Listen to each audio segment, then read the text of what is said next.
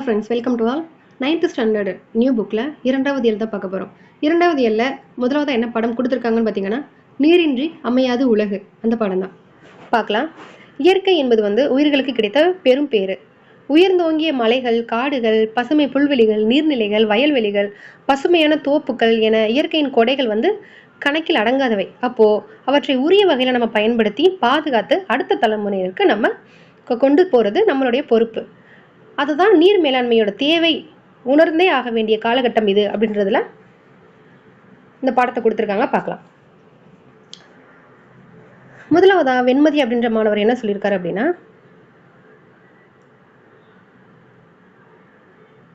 திருவள்ளுவர் வான் சிறப்பு அப்படின்ற தலைப்புல 10 குறள்பாக்களை பாடிய வள்ளுவரையும், மாமலை போற்றுதும் என இயற்கையை வாழ்த்தி பாடிய இளங்கோவடிகளையும் வணங்கி என்னோட உரையை தொடங்குறேன்னு சொல்லிட்டு ஆரம்பிக்கிறாங்க. இதுல என்ன பார்க்குறோம் அப்படின்னா, திருக்குறள்ல வான் சிறப்பு அப்படின்ற தலைப்பு மழையை பற்றி சொல்லுது. மாமலை போற்றுதும் அப்படின்ற பாடலில் சிலப்பதிகாரம், ஆசிரியர் இளங்கோவடிகள். இதில் தெரிஞ்ச தெளிவம் பார்த்தீங்கன்னா, அகழி, ஆழிக்கிணறு, உரைக்கிணறு, அணை, ஏரி, குளம், ஊருணி, கம்மாய், கேணி என பல்வேறு பேர்களில் நீர்நிலைகள் இருக்குது நம்ம நாட்டில். அப்போது ஒவ்வொரு வருஷமும் ஜூன் 5ஆம் தேதி உலக சுற்றுச்சூழல் நாளாக கொண்டாடுறோம். ஜூன் 5. அப்போது இயற்கை வழங்கிய தண்ணீரின் இன்றியமையாமை குறித்து எல்லோரும் சிந்திக்கிறதுக்கு தான் இந்த நாளை கொண்டாடுறோம் அப்படின்னு சொல்லிட்டு சொல்கிறாங்க. நீரின்றி அமையாது உலகம் என்பது தம் கருத்தை தெளிவாக பதிவு செய்துள்ளார் திருவள்ளுவர். நீரின்றி அமையாது உலகு. அப்போ நீர் தான் மனித வாழ்வின் அடிப்படை என்பதால் நம்முடைய முன்னோர்கள் பல வகையான நீர்நிலைகளை பல வடிவங்களில் உருவாக்கி பாதுகாத்தாங்க. ஒவ்வொரு வருஷமும் பெய்கிற மழையோட அளவு கூடுதலாகவோ குறைவாகவோ இருக்கலாம். ஆனால் மழை வழங்கிய நீரை இத்தகைய நீர்நிலைகளை பாதுகாத்து தருது. மழை உழவுக்கு உதவுகிறது. விதைத்த விதை 1000ஆக பெருகுகிறது. நிலமும் மரமும் உயிர்கள் நோயின்றி வாழ வேண்டும் என்ற நோக்கில் வளர்கின்றன அப்படின்னு சொன்னது யாருன்னா, மாங்குடி மருதனார். மதுரை காஞ்சி இயற்றிய மாங்குடி மருதனார் சொல்லியிருக்காரு. என்ன சொல்லியிருக்காருன்னா, மழை உழவுக்கு உதவுதான். அப்போ விதைத்த விதை 1000ஆக பெருகுது. நிலமும் மரமும் உயிர்கள் நோயின்றி வாழ வேண்டும் அப்படின்ற நோக்கில் தான் வளர்றதா மாங்குடி மருதனார் சொல்லியிருக்காரு. அப்போது இதில் நீர் மேலாண்மை அப்படின்ற தலைப்பில் பேச சொல்லியிருக்காங்க. என்னன்னா, மனித வாழ்வோட அடிப்படை தேவைகள் உணவு, உடை, உறைவிடம். இதில் முதல் 2ம் வேளாண்மை ஆதாரமாக கொண்டது. வேளாண்மையோ நீரை அடிப்படையாக கொண்டது தானே. அப்போது மழை நீர், ஆற்று நீர், ஊற்று நீர் ஆகியவை சிறிய பெரிய நீர்நிலைகளை சேகரிக்கணும், அதை வேளாண்மைக்கு நம்ம பயன்படுத்தணும் அப்படின்றத முன்னோர்கள் திட்டமிட்டு செஞ்சுருக்காங்க. ஒவ்வொரு வட்டாரத்தோட நில அமைப்பு, மண்வளம், மக்கள் தொகை இதெல்லாம் கருத்தில் கொண்டு தான் அந்தந்த நீர்நிலைகளை வடிவமைப்பாங்க. இதில் ஏரிகளும் குளங்களும் பாசனத்துக்கான அமைப்புகளாக பெரிதளவில் பயன்படுத்தப்பட்டது. பாசனத்துக்கு பெரிதளவும் பயன்படுத்தப்பட்டது ஏரியும் குளமும் தான். பாண்டி மண்டலத்து நிலப்பகுதியில் ஏரியை கம்மாய் அப்படின்னு அழைப்பாங்களாம். அது வட்டார சொல்ல கம்மாயின்னு மாறிடுச்சு. பாண்டி மண்டலத்தில் இருக்கக்கூடிய ஏரியை கண்மாயின்னு அழைப்பாங்க, வட்டார வழக்கு கம்மாய். அப்போது மணற்பாங்கான இடத்துல தோண்டி சுடுமண் வளையமிட்ட கிணற்றுக்கு உரை கிணறு அப்படின்னு சொல்லுவாங்களாம். மக்கள் பருகு நீர் உள்ள நீர்நிலைக்கு ஊருணின்னு சொல்லிட்டு சொல்லுவாங்க. தமிழக வரலாற்றில் பல நூற்றாண்டுகளுக்கு முன்னாடி கரிகால சோழன் அவரால் கட்டப்பட்ட கல்லணை தான் விரிவான பாசனத்துக்கு ஒரு எடுத்துக்காட்டு. கல்லணையோட நீளம்னு பார்த்தீங்கன்னா 1080 அடி, அகலம்னா 40லிருந்து 60 அடி, உயரம் 15 முதல் 18 அடி. அது வலுவான கட்டுமான தொழில்நுட்பத்தால் இன்றைக்கும் நம்மளுக்கு பயன்பட்டு ஒரு பெருமையான சான்றாக நிற்குது. இதில் பார்த்தீங்கன்னா, காவிரி ஆற்றின் மீது பெரிய பாறைகளை கொண்டு வந்து போட்டாங்க. காவிரி ஆற்றோட மீது அந்த பாறைகளும் நீர் அரிப்பின் காரணமாக கொஞ்சம் கொஞ்சமாக மண்ணுக்குள்ளே போனதை பார்த்துட்டு அவற்றின் மேலே வேறொரு பாறையை வைத்து நடுவே தண்ணீரில் கரையாத ஒரு ஒட்டும் களிமண்ணை புதிய பாறைகளில் பூசி இரண்டையும் ஒட்டி கொள்ளும் விதமாக செஞ்சாங்க. இந்த தொழில்நுட்பத்தோட அடிப்படையில் தான் கல்லணை கட்டப்பட்டதா சொல்கிறாங்க. ஒரு குறளுக்கு என்ன சொல்லுது அப்படின்னா, மணி நீரும் மண்ணும் மலையும் அணிநிலர் காடும் உடையது அரண். இந்த குறள்ல என்ன சொல்லியிருக்காரு அப்படின்னா, முதலாவதா நீருக்கே முதலிடம் கொடுத்திருக்கிறதா சொல்லியிருக்காங்க திருவள்ளுவர். உணவெனப்படுவது நிலத்தோடு நீரே, புறநானூறு. இந்த பாடலும் நீரோட இன்றியமையாததா சொல்லியிருக்கு. உணவிடப்படுவது நிலத்தோடு நீரே. இப்போ யார் இவர் அப்படின்னு பார்த்தீங்க அப்படின்னா, இந்திய நீர்ப்பாசனத்தின் தந்தை அப்படின்னு அழைக்கப்படுற சர் ஆர்தர் காட்டன். இந்திய நீர்ப்பாசனத்தின் தந்தை. இவர் யாருன்னா ஒரு ஆங்கில பொறியாளர். இவர் பல வருஷம் என்ன பண்ணியிருக்காரு, கல்லணை எப்படி கட்டியிருக்காங்கன்னு சொல்லிட்டு ஆராய்ஞ்சிருக்காரு. அப்போ கல்லணை பல காலம் மணல் மேடாக நீரோட்டம் தடைப்பட்டது. அப்போ ஒருங்கிணைந்த தஞ்சை மாவட்டம் தொடர்ச்சியாக வெள்ளத்தாலும் வறட்சியாலும் பாதிக்கப்பட்டு வளமை குன்றி போன காலத்தில் 1829 காவிரி பாசன பகுதிக்கு தனி பொறுப்பாளராக ஆங்கில அரசால் சர் ஆர்தர் காட்டன் நியமிக்கப்பட்டிருக்காரு. இவர் தான் அந்த பயனற்று இருந்த கல்லணையை சிறு சிறு பகுதிகளாக பிரித்து மனப்போக்க அமைச்சிருக்காரு. அப்போது கல்லணைக்கு அமைக்கப்பட்ட அடித்தளத்தை ஆராய்ந்த அவர் பழந்தமிழரின் அணை கட்டும் திறனை பார்த்து உலகுக்கு எடுத்து சொல்லியிருக்காரு. அப்போ கல்லணைக்கு கிராண்ட் அணைக்கட் அப்படின்ற பெயரையும் சூட்டியிருக்காரு. யாரு? Sir Arthur Cotton. கல்லணைக்கு கிராண்ட் அணைக்கட்டுன்னு ஒரு பேர் இருக்கு. அந்த பேரை வச்சது யாருன்னு பார்த்தீங்கன்னா சர் ஆர்தர் காட்டன். மேலும் கல்லணையின் கட்டுமான உத்தியை கொண்டுதான் 1873ஆம் ஆண்டு கோதாவரி அந்த ஆற்றோட குறுக்கே தௌலீஸ்வரம் அணையை கட்டியிருக்காங்க. 1873 கோதாவரி ஆற்றின் குறுக்கே தௌலீஸ்வரம் அணையை கட்டியிருக்காங்க. அப்போ இந்த மாதிரி தமிழர்களோட தண்ணீர் தேவையை நல்லா புரிஞ்சுக்கிட்டு நீர் மேலாண்மையை அறிவியல் நோக்கில் கட்டமைச்சாங்க தான் அப்படின்னு சொல்லியிருக்காங்க. அப்போது அடுத்ததாக பார்த்தீங்க அப்படின்னா தமிழ் மக்களும் தண்ணீரும் அப்படின்ற தலைப்பில், நாம் வாழும் தமிழ்நாடு வெப்பமண்டல பகுதியில் இருக்கு இல்லையா, அப்போது நீர் சார்ந்த தன்னுணர்ச்சி தமிழக மக்களுக்கு மிகுதி. தாயை பழித்தாலும் தண்ணீரை பழிக்கக்கூடாது அப்படின்றது ஒரு சொல் வழக்கு. அப்போது தமிழ் மரபில் நீரும் நீராடலும் நம்ம வாழ்வியலோடு பிணைக்கப்பட்டவையாக விளங்குது அப்படின்னு யார் சொல்கிறான்னா தோ பரமசிவம் சொல்கிறாரு. நம்ம தமிழரோட மரபில் நீரும் நீராடலும் வாழ்வியலோட பிணைக்கப்பட்டதாக இருக்குதான். அவர் குளித்தல் என்ற சொல்லை குறித்து கூறும் கருத்துக்கள் தான் நமக்கு புதிய சிந்தனையை தருது. என்னன்னா, குளித்தல் அப்படின்ற சொல்லுக்கு நம்ம உடம்புல தூய்மை செய்தல் அல்லது அழுக்கை நீக்குதல் அப்படின்றதுலாம் பொருள் கிடையாது. சூரிய வெப்பத்தால உடல் உழைப்பாலும் வெப்பமடைந்த உடலை குளிர வைத்தல் அப்படின்றது தான் குளித்தல் அப்படின்றதுக்கான பொருள். குளிர்த்தல் என்பதை குளித்தல் ஆனதா சொல்றாரு. அப்போ குள்ள குளிர குடைந்து நீராடி அப்படின்னு சொல்றாங்க ஆண்டாள். குள்ள குளிர குடைந்து நீராடி. தெய்வ சிலையை குளிக்க வைப்பதற்கு திருமஞ்சனம் ஆடல் அப்படின்ற ஒரு பேரு இருக்கிறதா சொல்றாங்க. குள்ள குளிர குடைந்து நீராடினா ஆண்டாள், தெய்வ சிலையை குளிக்க வைக்கிறதுக்கு பேரு திருமஞ்சனம் ஆடல். சிற்றிலக்கியமாகிய இந்த பிள்ளை தமிழ்லையும் நீராடல் பருவம் அப்படின்ற ஒரு பருவம் இருக்கு 10 பருவத்துல. அப்போ நாட்டுப்புற தெய்வ கோவில்கள்ல சாமியாடிகளுக்கு மஞ்சள் நீர் கொடுத்துதான் அவங்கள அறந்து செய்வாங்க, நீராட்டுவாங்க. அப்போ திருமணம் முடிந்த பின் அதன் தொடர்ச்சியா கடலாடுதல் அப்படின்ற ஒரு வழக்கமும் நம்ம தமிழகத்துல இருக்கு. இறப்புலையும் நீர்மாலை எடுக்க போற வழக்கமும் இருக்கு.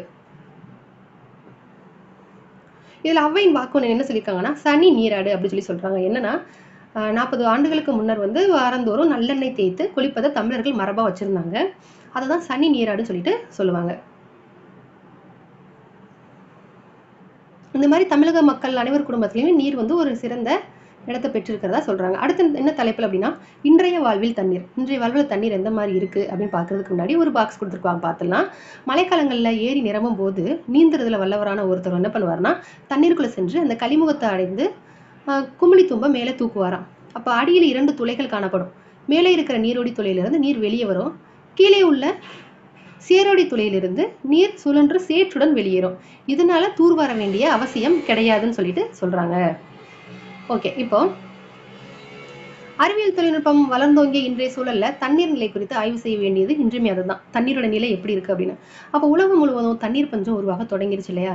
அமெரிக்கா, இந்தியா, பாகிஸ்தான், சீனா ஆகிய நாடுகள்ல நிலத்தடி நீர்வளம் குறைந்து கொண்டே வருது. குறிப்பா நம்ம இந்தியால ராஜஸ்தான் மாநிலத்துல 10 வருஷத்துக்கு முன்னாடியே 700 அடி வரைக்கும் தான் ஆழ்குழாய், அதாவது போர் போட்டுமே என்ன அப்படின்னா நீர் கிடைக்கல அப்படின்னு சொல்லிட்டு சொல்றாங்க. அப்ப சிறு நகரங்களிலும் கூட நிலத்தடி நீர் குறைந்துதான் வருது. கோடை காலத்துல தண்ணீர் பற்றாக்குறை மக்களுக்கு பெரும் வாழ்வியல் நெருக்கடியா இருக்கு. உலக சுகாதார நிறுவனம் என்ன சொல்லுது அப்படின்னா, இந்த உலகம் மிக விரைவில் குடிநீருக்கான கடும் சிக்கலை எதிர்கொள்ள போகுது அப்படின்னு சொல்லிட்டு எச்சரிக்கிறதா சொல்றாங்க. அது மட்டும் இல்லாம குடிநீரை விலை கொடுத்து வாங்கும் அவலம் தொடரும் நிலையை மாற்றி அமைக்க திட்டமிட வேண்டியது உடனடி தேவை. ஆண்டுதோறும் பெய்கின்ற மழைப்பொழிவை ஆக்க நிலையில பயன்படுத்துற செயலை அந்த திட்டத்தை நம்ம உருவாக்கணும். அப்போ அறிவியல் அணுகுமுறையில மழைநீரை தேக்கி வைத்து பாசனத்துக்கு பயன்படுத்த ஊர்தோறும் ஏரிகளை உருவாக்குனாங்க நம்ம முன்னோர்கள். அதை தூர்வாரி முறையான பராமரிப்பு பணியை செய்து நீரை சேமிக்கணும்னு சொல்லி சொல்றாங்க. ஓகே, தமிழகத்தின் நீர்நிலை பெயர்களும் விளக்கமும். தமிழகத்தில் இருக்கக்கூடிய நீர்நிலை, அதோடைய பெயர்கள், அது என்ன விளக்கம் அப்படின்றத பார்க்கலாம். அகழி அப்படின்னா கோட்டையின் புறத்தே அகழ்ந்தமைக்கப்பட்ட நீர் அரண். கோட்டையின் புறத்தே. அருவி அப்படின்னா மலை முகட்டு தேக்க நீர் குத்திட்டு குதிப்பது. ஆழிக்கிணறுனா, ஆழினா கடல், அப்ப கடல் அருகே தோண்டி கட்டிய கிணறு. ஆறுனா 2 கரைகளுக்கு இடையில் ஓடக்கூடியது. இளஞ்சினா பல வகைக்கும் பயன்படும் நீர்த்தேக்கம் இளஞ்சி. உரை கிணறு அப்படின்னா மணற்பாங்கான இடத்தில் தோண்டி சுடுமண் வளையமிட்ட கிணறு தான் உரை கிணறு. ஊருணினா மக்கள் பருகு நீர் உள்ள நீர்நிலை. மக்கள் பருகக்கூடிய நீர் உள்ள நீர்நிலை தான் ஊருணி. ஊற்றுனா அடியிலிருந்து நீர் ஊறுவதுதான் ஊற்று. வேளாண்மைக்கு பயன்படும் நீர்த்தேக்கம் தான் ஏரி. அடுத்ததான் கட்டி கிணறுனா சரளை நிலத்தில் தோண்டி கல் செங்கலால் அகச்சுவர் கட்டிய கிணறு தான் கட்டி கிணறு. சரண நிலத்துல கல் செங்கலால் கட்டப்படுவது.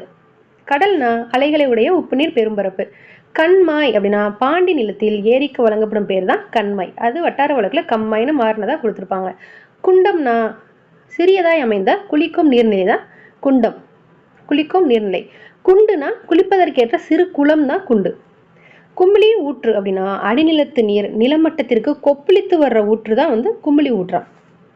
கூவல்னா உவர்மண் நிலத்துல தோண்டப்படுற நீர்நிலை தான் கூவல். கூவல் உவர்மண் நிலம். கேணினா அகலமும் ஆழமும் உள்ள பெருங்கிணறு தான் கேணி. புனர்குளம் அப்படின்னா நீர்வரத்து மடையின்றி மழை நீரையே கொண்டுள்ள குளிக்கும் நீர்நிலை. பூட்டை கிணறு அப்படின்னா கமலை நீர் பாய்ச்சும் அமைப்புள்ள கிணறு தான் பூட்டை கிணறு. கமலை நீர் பாய்ச்சும் அமைப்புள்ள கிணறு. இதுதான் தமிழகத்தில் இருக்கக்கூடிய பல்வேறு வகையான நீர்நிலைகள், அதோட விளக்கம். இப்போ பாருங்க, இங்க ஒரு பாக்ஸ் கொடுத்துருக்காங்க. தமிழ்நாட்டின் தென் மாவட்டங்களான தேனி, திண்டுக்கல், மதுரை, சிவகங்கை, ராமநாதபுரம் இந்த மாவட்டங்களுடைய விவசாயத்துக்கும் குடிநீருக்கும் உதவும் வகையில் தான் முல்லை பெரியாறு அணையை கட்டியவர் ஜான் பென்னி குயிக். ஆங்கிலேயர் ஆட்சி காலத்தில் வைகை வடிநில பரப்பில் மழை பொய்த்து பஞ்சம் ஏற்பட்டதுனால பல்லாயிரக்கணக்கான மக்கள் பாதிக்கப்பட்டாங்க. அவன் மேற்கு தொடர்ச்சி மலையில பெய்யும் மழை நீர் பெரியாற்றில் ஓடி வீணாக கடலில் கலப்பதை அறிந்த இந்த ஜான் பென்னி குயிக் அப்படின்றவர் ஒரு அணையை கட்ட முடிவு செய்தார். கட்டுமானத்தின் போது இடையில் கூடுதல் நிதி ஒதுக்க ஆங்கிலேயர் அரசு மறுத்த போது அவருடைய சொத்துக்களை வித்து அந்த அணையை கட்டி முடித்தார். அவருக்கு நன்றி செலுத்தும் விதமாக அந்த பகுதி மக்கள் அவங்களுக்கு பிறகு குழந்தைகளுக்கு பென்னி குயிக் அப்படின்ற பெயரை இட்டு மரியாதை செலுத்துறதா கொடுத்துருக்காங்க. பணம் கொடுத்தா உணவை விலைக்கு வாங்கிடலாம் என்னும் மேலோட்டமான கருத்தொட்டை மாற்றிக்கொள்வோம். உணவு உற்பத்திக்கு அடிப்படை நீர் தான். அது மட்டுமின்றி நீரே உணவாகவும் இருக்கிறது அப்படின்றத வள்ளுவர் 2000 ஆண்டுகளுக்கு முன்னாடி துப்பாருக்கு துப்பாய துப்பாக்கி துப்பாருக்கு துப்பாய தூவும் மலை அப்படின்ற குரல்ல சொல்லியிருக்காரு. அப்போ உலக போர் ஒன்று உருவானால் அது தண்ணீருக்காக தான் உருவாகும் அப்படின்ற நிலைமைக்கு முடிவுரை எழுதுவோம் சொல்லிட்டு இந்த பாடத்தை முடிச்சிருக்காங்க. இதோட இந்த பாடம் முடிந்தது. இந்த பாடத்தில் தமிழகத்தின் நீர்நிலை பெயர்கள், தமிழ்நாட்டு மக்கள் நீரை எப்படிலாம் சேமித்து இது பண்ணாங்க, குளித்தல் அப்படின்றதுக்கான பொருள் என்ன அப்படின்றதுலாம் முடிச்சோம். இப்போ அடுத்ததா பட்டமரம் அப்படின்னு ஒரு பாடம் கொடுத்துருக்காங்க. இது கவிஞர் தமிழ்வழி அவங்க எழுதினதான். பாடத்தை பார்க்கறதுக்கு முன்னாடி அவரை பற்றின நூல்வழி பார்க்கலாம். கவிஞர் தமிழ்வழி 1924 1965 வரைக்கும் வாழ்ந்தவர். புதுவையில் பிறந்தவர். புதுச்சேரி. பாரதியாரின் வழித்தோன்றல், பாரதிதாசனின் மாணவர். பாரதியாரின் வழித்தோன்றல், பாரதிதாசனின் மாணவர். மக்களுக்காக பல படைப்புகளை உருவாக்கியிருக்காரு. இவருடைய இதர பல நூல்கள்னு பார்த்தீங்கன்னா நிலை பெற்ற சிலை, வீராயி, கவிஞனின் காதல், மே தினமே வருக, கண்ணப்பன் கிளிகள், குருவிப்பட்டி, தமிழர் சமுதாயம், மாதவி காவியம், இதெல்லாம் அவருடைய படைப்பு. இந்த பாடப்பகுதி தமிழ் ஒளியின் கவிதைகள் அப்படின்ற நூல்ல இருந்து நம்மளுக்கு இடம்பெற்றிருக்கு. இப்போ நம்ம முன்னோர்கள் வாழ்க்கை இயற்கையோடு இயந்தது. அவர்கள் மரம், செடி, கொடிகளை போற்றி காத்து வந்தாங்க. கால மாற்றத்தில் இந்த வாழ்வு சிறிது சிறிதாக மறைந்து கொண்டே வருது. மரம் என்பது மனித வாழ்வில் மிகவும் இன்றியமையாதது இல்லையா? இப்போ மரங்கள் இல்லை என்றால் நமக்கு உயிர் வழி, அதாவது காற்று கிடைக்காமல் போய்விடும். அவ்வகையில் பட்டுப்போன மரம் ஒன்று கவிஞர் ஒருவரின் உள்ளத்தில் ஏற்படுத்திய குமுறலை வெளிப்படுத்துறதா இந்த கவிதை. மரங்களை வளர்த்து பேணி காத்திடணும் அப்படின்றதுக்காக தான் இந்த கவிதையை நம்மளுக்கு கொடுத்துருக்காங்க. பார்க்கலாம். மொட்டை கிளையோடு நின்று தினம் பெரு மூச்சு விடும் மரமே, வெட்டப்படும் ஒரு நாள் வரும் என்று விசனம் அடைந்தாயோ? விசனம்னா கவலை. குந்த நிலம் தர கந்த மலர் தர கூரை விரித்த இலை, வெந்து கருகிட இந்த நிறம் வர வெம்பி குமைந்தனையோ? கட்டை எனும் பெயர் உற்று கொடுந்தையர் பட்டு கருகினையோ? பட்டை எனும் உடை இற்று கிளந்தலில் முற்றும் இழந்தனையே? காலம் எனும் புயல் சீறி எதிர்க்க கலங்கும் ஓர் மனிதன் ஓலமிடக்கரம் நீட்டிய போல் இடர் எய்தி உழன்றனையே? பாடும் பறவைகள் கூடி உனக்கொரு பாடல் புனைந்ததுவும், மூடு பனித்திரையோடு புவிக்கொரு மோகம் கொடுத்ததும், ஆடுங்கிளை மிசை ஏறி சிறுவர் குதிரை விடுத்ததுவும் ஏடு தருங்கதையாக முடிந்தன இன்று வெறுங்கனவை அப்படின்னு சொல்லிட்டு அந்த மரத்துக்கு பட்டு போனதுக்கான ஒரு கவிதையை கொடுத்துருக்காங்க. இந்த பாடத்துக்கான சொல்லும் பொருளும் பார்த்தீங்க அப்படின்னா குந்த உட்கார, குந்த உட்கார, கந்தம்னா மனம், மிசைனா மேல், விசனம் அப்படின்னா கவலை. இலக்கண குறிப்பு: வெந்து, வெம்பி, எய்தி இதெல்லாமே வினையச்சங்கள் தான். மூடு பனி, மூடிய பனி, மூடுகின்ற பனி இதெல்லாம் வினைத்தொகை. ஆடுகிளை அது பெயரச்ச தொடர்.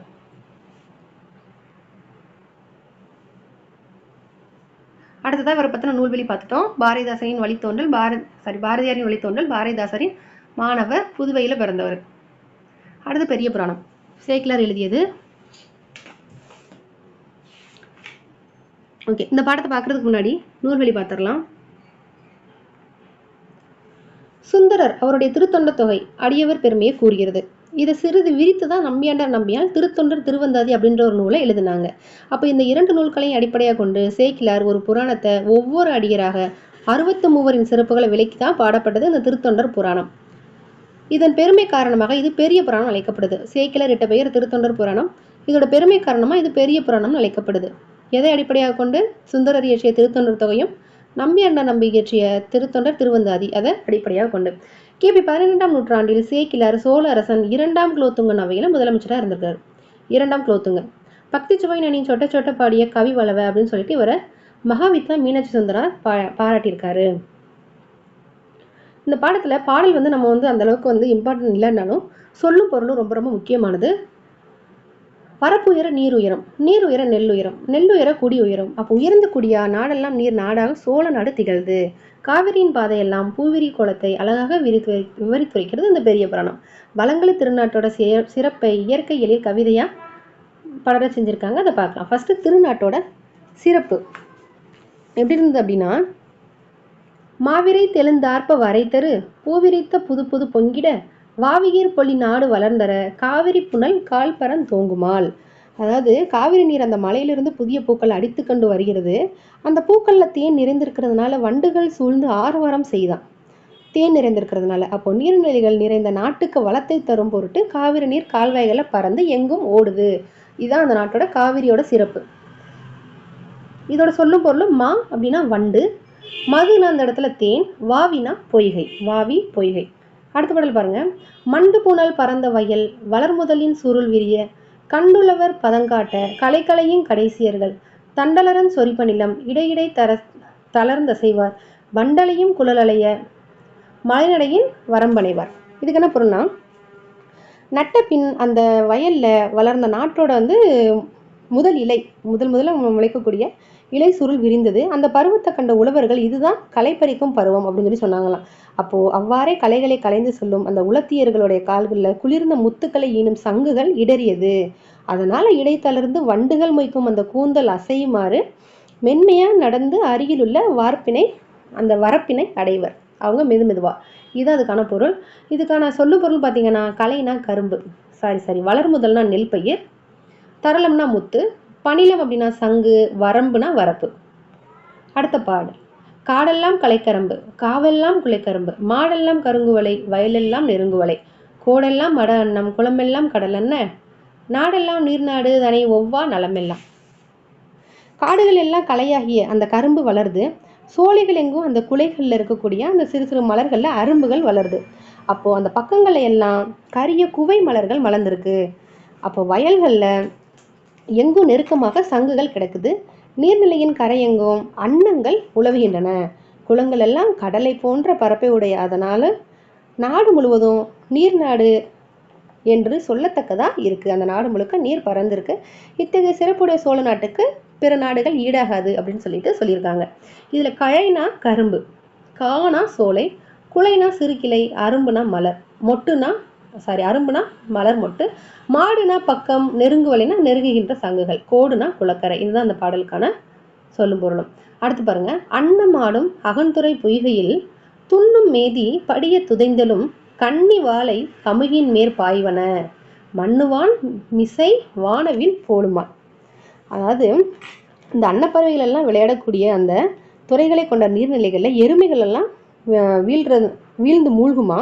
அதனால அந்த நீர்நிலைகளில் உள்ள வாழை மீன்கள் துள்ளி எழுந்து அருகில் உள்ள பாக்கு மரத்தின் மீது பாயுமா. இந்த காட்சிக்கு நிலையான வானத்துல தோன்றி மறையும் வானவில்லை போன்று அங்கே காட்சி அளிக்கும்னு சொல்றாங்க. இதுல ஆடும்னா இங்க நீராடும், மேதினா எருமை, சுதைத்து எழும்னா கலக்கி எழும், கன்னி வாழைனா இளமையான வாழை மீன்கள். அடுத்ததா, அரிதரு செந்நீர் சூட்டின் அடுக்கிய அடுக்கர் சேர்ப்பார் பரிவுற தடித்த பன்மீன் படர் நெடுங் குன்று செய்வார் சுரிவலை சொரிந்த முத்தின் சுடற்பெரும் பொறுப்பு யாப்பார் பிரிமலர் கற்றை வேரி பொழிந்திலை வெறுப்பு வைப்பார். என்ன சொல்றாங்க அப்படின்னா, அறியப்பட்ட அந்த செந்நெல் கட்டுகள் இருக்குல்ல, அங்கே அடுக்கி பெரிய போரா குவிச்சு வச்சிருப்பாங்க. அப்போ மிகுதியாக பிடிக்கப்பட்ட அந்த பல வகை மீன்களும் நீண்ட குன்றை போல குவிஞ்சு கிடக்கும். வளைந்த சங்குகள் என்ற முத்துக்களும் குன்றை போல இருக்கும். அப்போ தேன்வடி விரிந்த மலர் தொகுதியாக மலை எல்லாமே வந்து மலை மாதிரி கூஞ்சு கூஞ்சு இருக்கும். செந்நெல்கட்டு, மீன்கள், முத்துக்கள் இது எல்லாமே வந்து மலர்கள் எல்லாமே குமிஞ்சு குமிஞ்சு அங்கே இருக்கும்னு சொல்லி சொல்கிறாங்க, குவிந்திருக்கும். அடுத்து இதில் வந்து சூடுனா நெல் அரிக்கட்டு, சூடுனா நெல் அரிக்கட்டு, சுரிவலைனா சங்கு, வேரினா தேன், வேரினா தேன். சாலியின் கற்றை சுற்ற தடவரை முகடு சாய்த்து காலிரும் பகடு போக்கும் கடும் பெரும் பாண்டில் ஈட்டம் ஆலிய முகிலின் கூட்டம் அறுவரை சிமையல் சாரல் போல்வளங்கொண்டு சூழும் காட்சியின் மிக்க தன்றே. அந்த நெல் கற்றைகள் எல்லாம் குவிந்து அந்த பெரிய மலை போன்ற அந்த போரை மேலிருந்து சாய செய்வாங்களாம். அப்போ பெரிய வண்டியை செலுத்துகிற அந்த கருமையான எருமை கூட்டங்கள் என்ன பண்ணுமா, வளமாக சுற்றி சுற்றி மிதிக்குமா. இந்த தோற்றம் வந்து கரிய மேகங்கள் போன்ற பொன்மலை சாரல் மீது வளமாக சுற்றுகின்ற காட்சி மாதிரி இருக்கான். இத்தகைய காட்சிகள் அங்கு மிகுதியாக தோன்றதா சொல்லியிருக்காங்க அந்த நாட்டில். அடுத்து நாளிகேரன் செருந்தி நறுமலர் நரந்தம் எங்கும் கோழி சாலந்த மரம் குளிர்மலர் குரவம் எங்கும் தாளிரும் போந்து சந்து தன்மலர் நாகம் எங்கும் நீலிலை வஞ்சி காஞ்சி நிறைமலர் கோங்கம் எங்கும் அப்படி சொல்லிட்டு இந்த பாடத்தை முடிச்சிருக்காங்க. இதுக்கான பொருள் என்னன்னா, அந்த நாட்டில் எங்கும் தென்னை செருந்தி, நாளிகேரம்னா தென்னை, தென்னை செருந்தி நறுமணமுடைய நரந்தம் போன்ற மலர்கள் எல்லாம் இருக்கு. அப்போ அரச மரம், கடம்ப மரம், பச்சிலை மரம், குளிர்ந்த மலருடைய குறா மரம் போன்றவை எல்லாம் அங்கே வளர்ந்துருக்கு. பெரிய அடிப்பாகத்தை உடைய பனை, சந்தனம், குளிர்ந்த மலருடைய நாகம், நீண்ட இலைகளுடைய வஞ்சி காஞ்சி மலர்கள் இதெல்லாமே அங்கே நிறைஞ்சிருக்கு. கோங்கு முதலிய மரங்களும் இருக்கிறதா சொல்றாங்க. இதெல்லாம் வந்து எங்கும் செழித்து வளர்ந்துருக்கு. இதுதான் அந்த சோழ நாட்டுடைய சிறப்பு அப்படின்னு சொல்லிட்டு சொல்லியிருக்காங்க. இதுல சொல்லும் பொருளும் பார்த்தீங்கன்னா, நாளிகேரம்னா தென்னை, நரந்தம்னா நாரத்தை, கோழினா அரச மரம், சாலம்னா ஆச்சா மரம், தமாலம்னா பச்சிலை மரம், இரும்போந்து பருத்த பனிமரம், சந்துனா சந்தன மரம், நாகம்னா நாகமரம், காஞ்சி அப்படின்னா ஆற்றுப்பூவரசு. இந்த பாடத்தோட பொருள் பார்த்துட்டோம். இப்போ இந்த பாடத்துக்கான சொல்லும் பொருளை மட்டும் மறுபடியும் இன்னொரு தடவை பார்த்துடலாம். மானா வண்டு, மதுனா தேன், வாவினா பொய்கை, வளர் முதல்னா நெருப்பயிர், தரளம்னா முத்து, பணிலம்னா சங்கு, வரம்புனா வரப்பு, கழை கரும்பு, காசோலை, குழைனா சிறுக்கிளை, அரும்பு மலர் மொட்டு, மாடுனா பக்கம், நெருங்குவலைனா நெருங்குகின்ற சங்குகள், கோடுனா குளக்கரை, ஆடும்னா நீராடும், மேதி எருமை, துதைத்தியலும்னா கலக்கியலும், கன்னி வலைனா இளமையான வாழை மீன்கள், சூடுனா நெல்லரிக்கட்டு, சுரிவலைனா சங்கு, வேரினா தேன், பகடுனா எருமைக்கடா, பாண்டில்னா வட்டம், சிமயம்னா மலையுச்சி, நாளிகேரம்னா தென்னை, நரந்தம்னா நாரத்தை, கோழினா அரச மரம், சாலம்னா ஆச்சா மரம், தமாலம்னா பச்சிலை மரம், இரும்போந்து பருத்த பனைமரம், சந்துனா சந்தன மரம், நாகம்னா நாகமரம், காஞ்சினா ஆற்றுப்பூவரசு. இது ரொம்ப ரொம்ப முக்கியமானது. இந்த பாடத்துக்கான சொல்லும் பொருளும் கண்டிப்பா கேட்பாங்க. இந்த பாடத்துக்கான இலக்கண குறிப்பு. கருங்குவளை சென்னல் அப்படின்னா பண்பு தொகைகள், விரிமலர்னா விரிகின்ற மலர், விரியும் மலர் அப்படின்ற மாதிரி 3 காலத்துக்கு வரும் வினைத்தொகை, தடவரைனா உரிச்சொல் தொடர், தடவரைனா உரிச்சொல் தொடர். இந்த பாடத்துக்கான நூல்வெளியும் பார்த்துட்டோம். அடுத்ததாக ஒரு புறநானூறு. யாருடையது அப்படின்னா குடப்புலவியனார் அவருடையது. யாருக்கு சொல்ற மாதிரி இந்த பாடம் இருக்கணும், பாண்டியன் நெடுஞ்செழியனுக்காக இதை சொல்லியிருப்பாங்க. இதுல பாருங்க, ஒரு பாரதியாரோட பாட்டு ஒன்று கொடுத்துருப்பாங்க.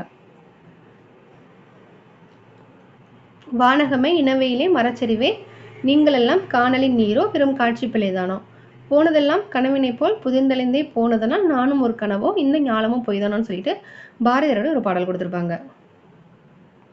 இதில் இந்த புறநானூறு பாடலை பார்க்கறதுக்கு முன்னாடி நூல்வெளி பார்க்கலாம். 8 தொகை நூல்கள் ஒன்று தான் புறநானூறு. இது பண்டைய வேந்தர்களின் வீரம், வெற்றி, கொடை குறித்து குறுநில மன்னர்கள், புலவர்கள், சான்றோர்கள் இவங்களை பற்றி பெருமையை பேசுகிற மாதிரி தான் இருக்கும். புறவாழ்வியலை பற்றி பேசுகிறது தான் இந்த புறநானூறு. 8 தொகை நூல்களில் ஒன்று. இந்த நூல் பண்டைய தமிழர்களின் அரிய வரலாற்று செய்தியை அடங்கிய ஒரு பண்டைய தமிழர்களோட அரிய வரலாற்று செய்தியை அடங்கிய பண்பாட்டு கருவூலமாக விளங்குது. இப்போ ஓகே, இந்த பாடத்தை பார்க்கலாம். நிலம், நீர், காற்று என்பவை மனிதனோட அடிப்படை தேவை இல்லையா? அப்போ இயற்கை நமக்கு கொடையாக தந்திருக்கும் இதை உரிய முறையில் பேணி பாதுகாக்கணும். நீரின்றி அமையாமை உணர்ந்த நம் முன்னோர்கள் நீர்நிலைகளை உருவாக்குபவர்களை உயிர் உருவாக்குபவர்கள் சொல்லுவாங்க. நீர்நிலை உருவாக்குறவங்க உயிரை உருவாக்குபவர்கள்.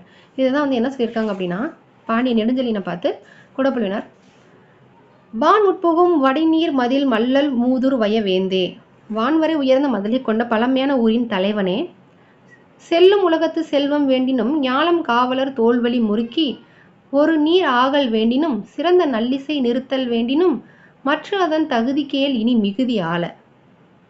அதாவது நீ மறுமை இன்பத்தை அடைய விரும்பினாலோ, மறுமைனா அடுத்த பிறவி, இன்பத்தை அடைய விரும்பினாலோ உலகம் முழுவதையும் வெல்ல விரும்பினாலோ ஒரு நிலையான புகழை நீ பெற விரும்பினாலோ செய்ய வேண்டியது என்னவென்று கூறுகிறேன், நீ கேள். நீரின்றி அமையாத யாக்கைக்கு எல்லாம் உண்டி கொடுத்தோர் உயிர் கொடுத்தோரே. உண்டி முதற்றே உணவின் பிண்டம், உணவெனப்படுவது நிலத்தோடு நீரே. நீரும் நிலமும் புணரியோர் ஈண்டு உடம்பும் உயிரும் படைத்திசினோரே. என்ன சொல்றாங்கன்னா, உலகில் உள்ள யாவற்றையும் மிகுதியாக கொண்டு விளங்கும் பாண்டிய நெடுஞ்செழியனே, நீரின்றி அமையாத உடல் உணவால் ஆனது அமைவது. அந்த உணவை முதன்மையாக உடையது என்னது? நீர் தான். எனவே உணவு தந்தவரை உயிரை தந்தவர் சொல்லிட்டு சொல்லுவாங்க. அப்போ உணவெனப்படுவது நிலத்தோடு நீருமாகும். இந்த நிலத்தையும் நீரையும் ஒன்று சேர்த்து ஒன்று சேர்த்தவர் தான் இந்த உலகத்துல உடலையும் உயிரையும் ஒன்று சேர்த்தவர். நெல் முதலிய தானியங்களை விதைத்து மழையை பார்த்திருக்கும் பரந்த நிலமாயினும் அதை சார்ந்து ஆளும் அரசனோட முயற்சிக்கு சிறிதும் உதவாது. அதனால நான் கூறிய மொழிகளை இகழாது விரைவாக கடைபிடிப்பாயாக. என்னன்னா, வித்திவான் நோக்கும் புன்புலம் கண்ணகன் வைப்பிற்று ஆயினும் நன்னி ஆளும் இறைவன் தாட்கு உதவாதே. அதனால் அடுப்போர் செல்லிய இகழாது வல்லே. நிலன் நெளிமருங்கின் நீர்நிலை பெருக தட்டோரம்ம இவன் தட்டோரே, தள்ளாதோர் இவன் தள்ளாதோரே. நிலம் குறித்த இடங்கள் தோறும் நீர்நிலையை பெருக செய்தல் வேண்டும். அவ்வாறு நிலத்துடன் நீரை கூட்டியோர் மூவக இன்பத்தையும் பெற்று வாழ்வாங்க, நிலைத்த புகழையும் பெற்று வாழ்வாங்க. இதை செய்யாதவர் புகழ் வீணை மடிவர் அப்படின்னு சொல்லி சொல்றாங்க. இந்த பாடல்ல இந்த ஃபர்ஸ்ட் இருக்கிற 2 லைனும் இந்த நீரின்றி அமையாத யாக்கைக்கெல்லாம் உண்டி கொடுத்தோர் உயிர் கொடுத்தோரே, இது மணிமேகலை இடம்பெற்றிருக்கும். உண்டி முதற்றே உணவின் பிண்டம், உணவெனப்படுவது நிலத்தோடு நீரே. நீரும் நிலமும் புணரியோர் ஈண்டு உயிரும் உடம்பும் படைத்திசினோரே. இந்த வரிகள் எல்லாம் ரொம்ப ரொம்ப முக்கியமானது. இது புறநானூறுல இருக்கக்கூடிய வரிகளே எல்லாமே ரொம்ப முக்கியமானதான். 8 தொகை 10 பாட்டு இந்த நூல்கள்ல இருந்து வரக்கூடிய வரிகள் எல்லாத்தையுமே நம்ம கண்டிப்பா படிக்கணும். அது முக்கியமா புறநானூறு படிக்கணும். அதுல இந்த வரிகள் ரொம்ப ரொம்ப முக்கியமானது. இது பொதுவியல் திணை, துறை முதுமொழி காஞ்சி. இது குடப்புலவினார் சொல்லியிருக்காரு. இந்த பாடலுக்கான பொருளும் பார்த்துட்டோம். பொதுவியல் திணைன்னு என்னன்னா, வெற்றி முதலிய புறத்திணைகளுக்கெல்லாம் பொதுவான செய்திகளையும் முன்னர் விளக்கப்படாத செய்திகளையும் சொல்றதுதான் பொதுவியல் திணை. முதுமொழி காஞ்சி துறைனா அறம் பொருள் இன்பம் எனும் முப்பொருளின் உறுதிய தன்மையை கூறுறதுதான் முதுமொழி காஞ்சி. சொல்லும் பொருளும் பாருங்க. யாக்கைனா உடம்பு, யாக்கை உடம்பு. புணரியோர்னா தந்தவர். புன்புலம்னா புள்ளிய நிலம். தாட்கனா முயற்சி, ஆளுமை. தள்ளாதோர் இவன் தள்ளாதோரே. குறைவில்லாத நீர்நிலை அமைப்பவர்கள், குறைவில்லாத புகழுடையவர்கள் அப்படின்னு சொல்லிட்டு சொல்றாங்க. பாடத்துக்கான இலக்கணம் குறிப்பாருங்க. மூதூர், நல்லிசை, புன்புலம் இதெல்லாம் பண்பு தொகைகள். நிறுத்தல்னா தொழிற்பெயர். அமையா ஈறுகட்ட எதிர்மறை பெயரச்சம். நீரும் நிலமும் உடம்பும் உயிரும் அப்படின்னா எண்ணுமைகள். அடுப்போர் வினைத்தொகை. கொடுத்தோர்னா வினையாளனையும் பெயர். இந்த புறநானூரில் இருக்கக்கூடிய இலக்கண குறிப்புலாம் சொல்லும் பொருள்னா ரொம்ப ரொம்ப முக்கியமானது. அப்போது நூல்வெளி பார்த்துட்டோம். இதில் பாருங்கள், சிறுபஞ்ச மூலம் ஒரு பாடல். குளம் தொட்டு கோடு பதித்து வழி சீர்த்து உளம் தொட்டு உழுவையிலாக்கி வளம் தொட்டு பாகுபடும் கிணற்றோடு என்னும் இவ்வயம் பார்ப்படுத்தான் ஏகம் சொர்க்கத்தின். இது சிறுபஞ்ச மூலம், காரியாசன் இயற்றிய சிறுபஞ்ச மூலம். இதில் புறநானூற்று பாடல் வரி, உண்டி கொடுத்தோர் உயிர் கொடுத்தோரே அப்படின்னு சொன்னது யாரு? குடப்புலவினார். இங்கே உண்பது நாளி உடுப்பவை 2 அப்படின்னா நக்கீரன் சொல்லியிருப்பாரு. உண்பவை நாளி உடுப்பவை 2 நக்கீரன். யாது முறை யாவரும் கேளீர் கணியன் பூங்குன்றன். சான்றோன் நாக்குதல் தந்தைக்கு கடனே, நன்னடை நல்கள் வியந்தைக்கு கடனே. இது பொன்முடியார். ஐவர் கடமை பொன்முடையார். ஊற்றுலி உதவியும் ஒரு பொருள் கொடுத்தும் பிற்றநிலை முனியாது கற்றல் நன்றே. இது யாரு? ஆரியப்படை கடந்த பாண்டிய நெடுஞ்செழியன் இந்த வரியை சொல்லியிருப்பாரு. ஓகே, அடுத்ததாக பார்த்தீங்கன்னா தண்ணீர். இது ஒரு சிறுகதை, கந்தர்வன் இயற்றியது. இதை நீங்கள் வாசிக்கோங்க. இதுக்கான நம்ம நூல்வெளியை பற்றி நம்ம பார்த்துடலாம். கந்தர்வனின் இயற்பெயர் என்னதான்? நாகலிங்கம். நாகலிங்கம் ராமநாதபுரத்தை சேர்ந்தவர். தமிழக அரசின் கருவூல கணக்குத்துறையில் பணியாற்றியிருக்காரு. கவிதைகளையும் எழுதியிருக்காரு. சாசனம், ஒவ்வொரு கல்லாய், கொம்பன் தான் இவருடைய இதர பல நூல்கள். சாசனம், ஒவ்வொரு கல்லாய், கொம்பன். இயற்பெயர் நாகலிங்கம், ராமநாதபுரம் மாவட்டம், தமிழ்நாட்டோட கருவூல கணக்குத்துறையில் பணியாற்றியிருக்காரு. அடுத்ததாக இலக்கணம் பார்க்கலாம். துணை வினைகள். வினை வகைகள்னு பார்த்தீங்க அப்படின்னா, வினை சொற்களை அவற்றின் அமைப்பு, பொருள், சொற்றொடர் அடிப்படையில், அது தொழிற்படும் விதம் அடிப்படையில் பல வகையாக பாகுபடுத்தலாம். தனிவினை கூட்டுவனினா என்னென்னா, வினை சொற்களை அமைப்பின் அடிப்படையில் தனிவினை கூட்டுவனின்னு நிர்வகிக்கப்படுத்தலாம். தனிவினைனா படி, படியுங்கள், படிக்கிறார்கள். மேற்கொண்டு சொற்களை பாருங்களேன். இவற்றில் படி என்னும் வினையடியும் சில ஒட்டுக்களும் இருக்கு. படி என்னும் வினையடி பகாபதம். அதை மேலும் பொருள் தரக்கூடியதாக பிரிக்க முடியாது. இவ்வாறு தனி வினையடிகளை அல்லது தனி வினையடிகளை கொண்ட வினை சொற்களை தனிவினை சொல்லுவாங்களாம். அப்போ கூட்டு வினைனா ஆசைப்பட்டேன், கண்டுபிடித்தார்கள், தந்தி அடித்தேன், முன்னேறினோம், இதை பிரிக்க முடியும். அப்போ இந்த மாதிரி கண்டுபிடி, தந்தி அடி, முன்னேறி இப்படின்னு பிரிக்க முடியும் இல்லையா? இந்த மாதிரி பகுபதமாக பிரிக்கக்கூடிய வினையடிகளை தான் கூட்டு வினையடிகள் கொண்ட வினை சொற்களை கூட்டு வினையடி சொல்லிட்டு சொல்லுவாங்களா. பிரிக்க முடியாது. இப்போ படியுங்கள், படிக்கிறார்கள், இதை கூட பிரிக்க முடியாது. ஆசைப்பட்டேன், கண்டுபிடித்தார்கள், இதெல்லாம் பிரிக்கலாம். அப்போது பிரிக்க முடிஞ்சால் கூட்டுவினை, பிரிக்க முடியலன்னா தனிவினை. கூட்டுவினை 3 வகைப்படும். பெயர் பிளஸ் வினை, தந்தி கூட்டல் அடி, சந்தியடி. ஆணை கூட்டல் இடுனா அது பெயரும் வினையும் வருது. கேள்வி கூட்டல் படு, கேள்விப்படு. வினை வினைனா கண்டுபிடி, சுட்டி காட்டு, சொல்லிக்கொடு, இதெல்லாம் வரும். இடைக்கூட்டல் வினைனா முன் பின் கீழ், இதெல்லாமே இடை சொற்கள் தானே. அப்போது முன்னேறு, பின்பற்று, கீழிறங்கு. முதல் வினையும் துணை வினையும் என்னென்னு பாருங்கள். நான் பாடம் படித்தேன், கண்ணன் போவதை பார்த்தேன். நான் படம் பார்த்தேன், கண்ணன் போவதை பார்த்தேன். இந்த சொற்றொடர்களில் பார் என்னும் வினை கண்களால் பார்த்தல் அப்படின்ற பொருள் தான் தருது. இது பார் என்னும் வினையின் அடிப்படையில் சொற்பொருள் எனப்படலாம். அப்போது ஓட பார்த்தேன், எழுதி பார்த்தேன், இதில் இந்த சொற்றொடரில் ஓடப்பார் எழுதிப்பார்ன்றது கூட்டு வினை. இதில் 2 உறுப்புகள் உள்ளன. அப்போ ஓட எழுதி என்பது முதல் உறுப்புகள். இவை அந்தந்த வினையின் அடிப்படை பொருளை தருது. பார் என்பது 2வது உறுப்பு. இது இந்த வினையோட அடிப்படை பொருளை பார்த்தல் அப்படின்ற ஒரு பொருளை தராமல் முதல் உறுப்போடு சேர்ந்து வேறொரு பொருளை தருது. ஓட பார்த்தேன் அப்படின்றது கண்ணால் பார்க்கறது இல்லை. இதில் பார் என்பது முயன்றேன் எனும் முயற்சியை பொருளை தருது. எழுதி பார்த்தால இதில் பால் என்பது சோதித்தருதல் அப்படின்ற ஒரு பொருளை தருது. அப்போ ஒரு கூட்டு வினையின் முதல் உறுப்பா தன் அடிப்படை பொருளை தரும் வினை தான் முதல் வினை. ஒரு கூட்டு வினையின் 2வது உறுப்பா தன் அடிப்படை பொருளையே விட்டுவிட்டு முதல் வினைக்கு துணையான வேறு ஒரு பொருளை தரக்கூடியதான் துணை வினை. இப்போ கூட்டு வினையின் முதல் வினை செய்ய அல்லது செய்து எனும் வினையச்ச வடிவில் இருக்கும். துணை வினை வினையடி வடிவில் இருக்கும். துணை வினையே திணை, பால், எண், இடம், காலம் காட்டும் விகுதிகளாக இருக்கும். தமிழில் ஏறத்தாழ 40 துணை வினைகள் இருக்குது. ரொம்ப முக்கியமானது. தமிழ் ஏறத்தாழ 40 துணை வினைகள் இருக்குது. அதில் பெரும்பாலும் முதல் வினையாக தான் செயல்படுது. பார், இரு, வை, கொள், போ, வா, முடி, விடு, தள்ளு, போ, இது எல்லாமே இருவகை வினைகள். துணை வினையின் பண்புகள் என்ன? துணை வினை எப்படி இருக்குன்னா, துணை வினை பேசுவோரின் மனநிலை, செயலின் தன்மை போன்றவற்றை புலப்படுத்தும். முதல் வினையை சார்ந்து அது வினை பொருண்மைக்கு மெருகூட்டும். பேச்சு மொழியிலேயே துணை வினைகள் அதிகமாக இருக்கும். ஆதிக்கம் அப்போ இது ரொம்ப முக்கியமானது. பேச்சு மொழியில் தான் துணை வினையின் ஆதிக்கம் அதிகமாக இருக்கும். தற்காலத்தில் ஆம், ஆயிற்று, இடு, ஒளி, காட்டு, கூடு, இந்த மாதிரி பல்வேறு வகையான துணை வினைகள் இருக்கிறதா சொல்லியிருக்காங்க. வினையடி இரு, வை, கொள், இதில் பாருங்கள், முதல் வினைனா அந்தந்த பொருளுக்கே வர்றது. துணை வினைனா வேறொரு பொருளை தரக்கூடியது. புத்தக மேஜையில் இருக்கிறது, என்னிடம் பணம் இருக்கிறது. நான் மதுரைக்கு போய் இருக்கிறேன், அப்பா இருக்கிறார். அது இருக்கிறதுன்ற பொருளை தரல. வைனா அவள் நெற்றியில் பொட்டு வைத்தாள், அவன் வானொலியில் பாட்டு வைத்தான். நீ என்னை அள வைக்காதே, அவர் ஒருவரை பாட வைத்தார். கொள்னா பானை 4 படி அரிசி கொள்ளும், நான் சொன்னதை நீ கருத்தில் கொள்ளவில்லை. இதில் பார்த்தீங்கன்னா, நீ சொன்னால் அவன் கேட்டு கொள்வான், நோயாளியை பார்த்து கொள்வான், இது வேறு பொருளை தருது. போ அப்படின்னா அவன் எங்கே போகிறான். நான் கடைக்கு போனேன், இது போன்ற பொருளே வருது. மழை பெய்ய போகிறது, நான் பயந்து போனேன். வானா நீ நாளை வீட்டுக்கு வா, எனக்கு இப்போதான் புத்தி வந்தது, அது வா. அந்நியர் நம்மை ஆண்டு வந்தனர், வானம் இருண்டு வருகிறது. வீடுனா யாரையும் உள்ளே விடாதே, மழை விட்டதும் போகலாம், அது விடுறது. அடுத்த மாதம் நான் போய் விடுவேன், அப்பா இனி வந்து விடுவார். இது விடுவார் விடுற பொருளை வரல. தள்ளுனா அவன் என்னை கீழே தள்ளினான், காய்கறி வண்டியை தள்ளி சென்றார். அவர் கதை எழுதி தள்ளுகிறார், அப்போ தள்ளுற பொருளை வரல. அவன் அனைத்தையும் வாசித்து தள்ளுகிறான், அதுவும் தள்ளுற பொருளை வரல. போடு அப்படின்னா புத்தகத்தை கீழே போடாதே, தலையில் தொப்பியை போடு, அது போடுன்ற பொருள். மலிவான விலையில் வாங்கி போட்டேன், விழித்தவுடன் பாயை சுருட்டி போட வேண்டும். கொடு அப்படின்னா நான் அவருக்கு பணம் கொடுத்தேன், அவன் உயிரை கொடுத்து வேலை செய்கிறான், அது கொடுக்கிறது. பசித்தவனுக்கு சோறு வாங்கி கொடுத்தான், பாடம் சொல்லி கொடுப்பேன். காட்டுனா தாய் குழந்தையை நிலவை காட்டினார், சான்றோர் காட்டிய பாதையில் செல். ஆசிரியர் செயலை பாடி காட்டினார். பாடி காட்டினார்னா பாடுறது, அது காட்டுறதுல பொருளை வரல. அப்போ அது துணைவினை, படித்தபடி நடந்து காட்ட வேண்டும். அப்போ இது ரொம்ப முக்கியமானது. ஏன்னா அது அப்படியே கேட்கலாம், பாக்ஸில் இருக்கிறது அப்படியே கூட கேட்கலாம். தமிழ் மற்றும் ஜப்பானிய மொழிகளில் துணைவினைகள் மற்றும் முதல் வினைகளுக்கு பின்பே தான் இடம்பெறுமா துணைவினை. எடுத்துக்காட்டு, கீழே விலை பார்த்தான். இந்த தொடரில் விழு என்பது முதல் வினை, பார்த்தான் என்பது துணைவினை. அப்போ தமிழில் துணைவினை கொள்கை ஆங்கிலத்தின் துணைவினை கொள்கையிலிருந்து வேறுபட்டது. அதாவது தமிழில் துணைவினையாக வரும் வேறு சொல் சில தொடர்களில் முதன்வினையாக கூட வரலாம் நம்ம தமிழை பொறுத்த வரைக்கும் சொல்லிட்டு சொல்லியிருக்காங்க. இதில் பாருங்கள், பொருத்தமான துணைவினை மனிதனையும் விலங்குகளையும் வேறுபடுத்துவது மொழியாகும். திராவிட மொழிகள் சில பொது பண்புகளை பெற்றிருக்கின்றன.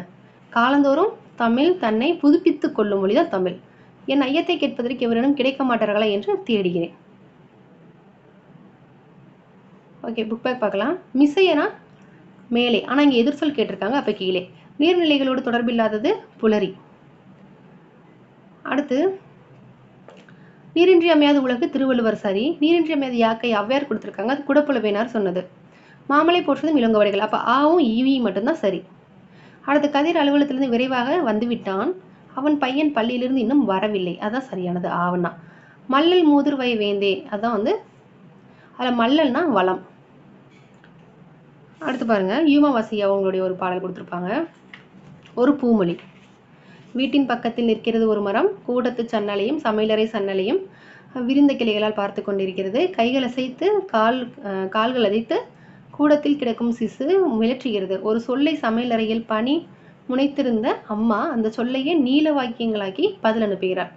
விரல் நீட்டி சிசு பேசுகிறது. மீண்டும் அந்த தோணியிலேயே அம்மா குளறியல. அப்போ கடவுளுக்கும் புரிதாத அந்த உரையாடலை கிளைக்கு, கூடத்து சன்னலுக்கும் சமையலறை சன்னலுக்குமாய் கிளைகளின் வழியே ஓடி ஓடி கவனிக்கிறது ஒரு அணில். பெருகும் சொற்களும் அபூர்வ எதிர்வினைகளும் அதீத குழப்பத்தில் ஆழ்த்த அணில் ஓடி ஓடி கலைக்கிறது. சன்னலிடையே அர்த்தங்களை மரம் பூக்களாக மொழிபெயர்த்து அதன் மீது உதிர்த்து கொண்டிருப்பது தெரியாமல் சொல்லிட்டு யூமாவாசி அவங்களுடைய ஒரு பாடல் கொடுத்துருக்காங்க. இதில் பாருங்க, பழமொழி பயன்படுத்தி சொற்றொடர் அமைக்க. இது வந்து தண்ணீர் வெந்நீரானாலும் நெருப்பை அணைக்கும். இது வந்து ஒரு தேர்வில் கேட்டிருந்தாங்க. இது நாலுமே முக்கியமானது. நெல்லுக்கு பாய்கின்ற தண்ணீர் புல்லுக்கு பாய்வது போல தண்ணீர் வெந்நீரானாலும் நெருப்பை அணைக்கும். மெல்ல பாயும் தண்ணீர் கல்லையும் கரைக்கும். கிணற்று தண்ணீரை வெள்ளம் கொண்டு போகாது. ரொம்ப ரொம்ப முக்கியமானது. அடுத்து கவிமணி அவங்களுடைய பாடல் முக்கியமானது. கல்லும் மலையும் குதித்து வந்தேன், பெரும் காடும் செடியும் கடந்து வந்தேன், எல்லை விரிந்த சமவெளி எங்கும் நான் இறங்கி தவழ்ந்து வந்தேன், ஏறாத மேடுகள் ஏறி வந்தேன், பல ஏரி குளங்கள் எறும்பி வந்தேன், ஊறாத ஊற்றிலும் உட்பு வந்தேன், மணல் ஓடைகள் பொங்கிட ஓடி வந்தேன் அப்படின்ற ஒரு பாடல் கவிமணி தேசிய விநாயகம் அவருடையது.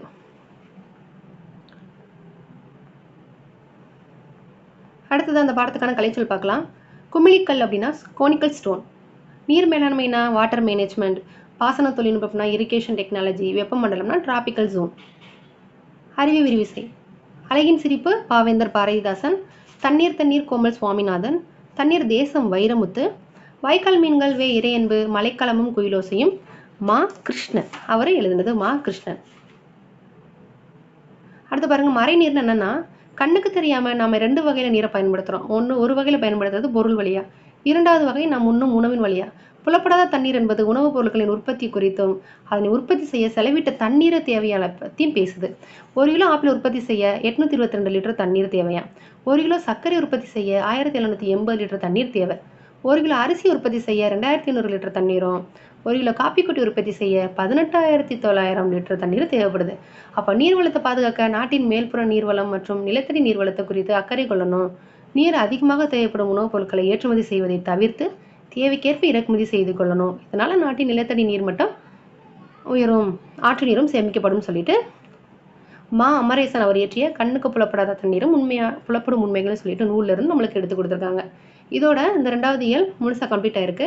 அடுத்ததான் 9th ஸ்டாண்டர்ட் நியூ புக்கில் இருக்கக்கூடிய 3வது இயல் பார்க்கலாம். தேங்க்யூ.